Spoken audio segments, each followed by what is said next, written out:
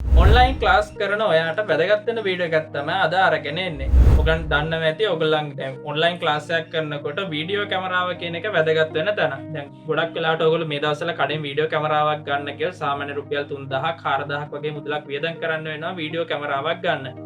නමුත් අද ඔයගලන්ට පැහැදිලි කරනවා ඔයගලන්ගේ මොබයිල් ෆෝන් එකේම තියෙන කැමරාව කොහොමද කම්පියුටර් එකේදී වෙබ් කැමරාවක් බවට පත් කරගන්න කියලා. ඉතින් මේක ඔයගලන්ට වැදගත් වෙන වීඩියෝ එකක්. මොකද ඔන්ලයින් ක්ලාස් කරන එහෙම නැත්නම් ඔන්ලයින් වැඩ කරන ඔයගොල්ලන්ට ගොඩක් වැදගත් වෙන software එකක් තමයි මේක. වීඩියෝ එක skip නොකර බලන්න. ඒ වගේම අපේ channel එක අනිවාර්යෙන් subscribe කරන්න. මේ වගේ වීඩියෝස් අනිවාර්යෙන් බලන්න. එහෙනම් අපි වැඩි කතාවක් නැතුව වීඩියෝ එකට යමු.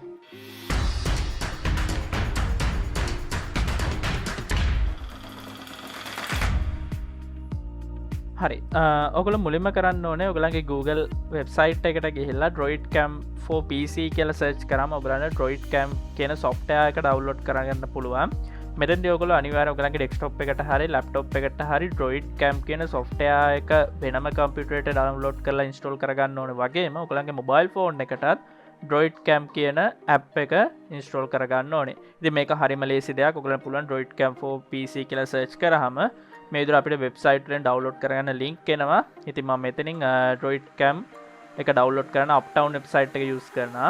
ඉතින් හරිම ලේසියෙන් අපිට ඩවුන්ලෝඩ් page එකට එනවා මෙතනින්. ඔයගොල්ලන් පේන මේක පොඩි software එකක්. ඉතින් ඔයගොල්ලන්ට පුළුවන් මෙතනින් latest version එක ක්ලික් කරලා ඩවුන්ලෝඩ් කරගන්න. ඉතින් මේක ක්ලික් කරාට පස්සේ ආපහු මේ විදිහටම DroidCam එකේ පිටුවට එනවා. ඉතින් මෙගාබයිට් 15ක් විතර වෙන්නේ. ඉතින් මේව ක්ලික් කරලා ඔයගොල්ලන් ඩවුන්ලෝඩ් කරගන්න පුළුවන්. මම පහළ description එකේ link එක දාලා තියන්නම්. එතකොට ඔයගලන්ට ලේසියෙන්ම මේ software එක කම්පියුටරේ ඩවුන්ලෝඩ් කරගන්න පුළුවන්. ඊට පස්සේ මේක ඉන්ස්ටෝල් කරගන්න පියවර මම වීඩියෝ එකේදී පෙන්නන්නේ නැහැ. අපිට ස්ටෙප් කිහිපයකින් ටටක් ගාලා software එක ඉන්ස්ටෝල් කරගන්න පුළුවන්. ඊට පස්සේ කරන්න අවශ්‍ය දේ මම ඔයගලන්ට පෙන්නන්න. ඔයගලගේ මොබයිල් ෆෝන් එකේ මේ DroidCam කියන software එක ඉන්ස්ටෝල් කරගෙන තියෙන්න ඕනේ. හරි. දැන් ඔයගලන්ට පේන ඇති මම DroidCam app එකත් මගේ ෆෝන් එකට ඉන්ස්ටෝල් කරගෙන තිනවා. ඉතින් මේක ඔයගොල්ලෝ ඕපන් කරගන්න ඕනේ DroidCam කියන එක. එතකොට ඔයගලන්ට මෙන්න මේ විදිහට DroidCam එක ඕපන් වුණාට පස්සේ මේ විදිහට අපිට ඉන්ෆෝමේෂන් එක වැටෙනවා. ඊට පස්සේ ඔයගලන්ට කරන්න තියෙන්නේ ඔයගලන් කම්පියුටර් එකේ DroidCam කියන software එක ඉන්ස්ටෝල් කරගත්තට පස්සේ desktop එකේ icon එකක් වැටෙනවා. අන්න ඒ icon එක ඩබල් ක්ලික් කරලා ඕපන් කරගන්න තියෙන්නේ. ඉතින් විශේෂතම දේ තමයි ඔයගලන්ට මේ DroidCam software එකේ අපිට පුළුවන් USB වගේම Wi-Fi එකනොත් අපිට කනෙක්ට් කරගන්න. ඉතින් මම දැනට USB එක කනෙක්ට් කරාට පස්සේ මෙතනින් හරි මේ විදිහට කනෙක්ට් වුණාට පස්සේ ඔයගලන්ට වීඩියෝ කැමරා එක ඔන් වෙනවා. දැන් මම දැනට වීඩියෝ කැම් එක වහලා තියෙන්නේ. ඊට පස්සේ ඔයගලන්ට ඔයගලගේ Zoom account එක open කරගෙන කිසිම ගැටලුවක් නැතුව Zoom account එක open කරගෙන ඔයගලගේ new meeting එකක් open කරගන්න පුළුවන්. ඊට පස්සේ ඔයගලන්ට කරන්න තියෙන්නේ ඔයගලගේ meeting එක කරගෙන යන්න කිසිම ගැටලුවක් නැහැ. වෙබ් කැමරාවක් විදියට මේක connecting වෙනවා. ඔයගලන්ට පේනවා මෙතන වීඩියෝ කැමරා එක සිලෙක්ට් කරාම අපිට DroidCam කියන එක සිලෙක්ට් කරන්න පුළුවන්.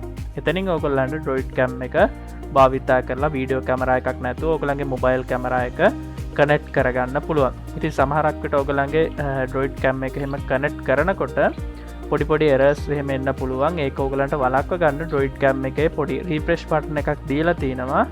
ඒක හරහා ඔයගලන්ට පුළුවන් ඔයගලගේ errors ටික හදා ගන්න. ඉතින් මේ විදිහට ඔයගලන්ට මෙතන refresh button එකක් හැමෝටම පේනවා ඇති. එතනින් ඔයගලන් refresh button එක ක්ලික් කරලා ඔයගලන්ගේ errors හදා ගන්න පුළුවන්. ඉතින් මේ DroidCam එක හරහා ඔයගලන්ට HD quality වීඩියෝ එකක් නෙමෙයි output වෙන්නේ. ඒකදී ඔයගොල්ලෝ software එක මිලදී ගන්න ඕනේ මුදලක් දීලා HD quality එකෙන් වීඩියෝ output එකක් ගන්න. නමුත් SD quality එකෙන් ඔයගලන්ට වීඩියෝ output එකක් ගන්න පුළුවන් free. ඒක ගැටලුවක් නැහැ. quality එකේ පොඩි down එකක් තියෙනවා. ඒ හැරෙන්න අපිට වෙබ් කැමරාවක් විදිහට DroidCam කියන app එක භාවිතා කරන්න පුළුවන්. ඉතින් try කරලා බලන්න ඔයගලගේ අදහස් අපිට වටිනවා. ඒක නිසා පහළ comment section එකේ අනිවාර්යෙන් comment කරලා තියන්න. ඒ වගේම අපේ channel එක තාම subscribe කරලා නැත්නම් පහළ තියෙන පාට subscribe button එක click කරන්න. එහෙනම් අලුත් වීඩියෝ එකකින් අලුත් දෙයකින් නැවත හමු වෙමු.